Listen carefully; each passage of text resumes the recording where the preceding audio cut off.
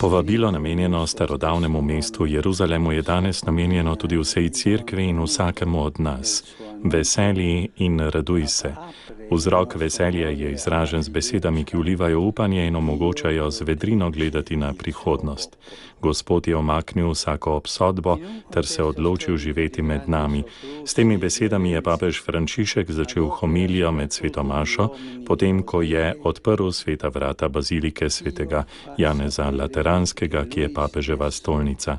Ta tretja adventna nedelja privlači naš pogled proti bližajočemu se Božiču. Ne smemo se prepustiti utrujenosti, ni se nam dovoljeno žalostiti, čeprav bi se lahko zaradi tolikih zaskrbljenosti in oblik nasilja, ki zadajajo rane temu našemu človeštvu. Vendar pa mora Gospodov prihod z veseljem napolniti naše srce.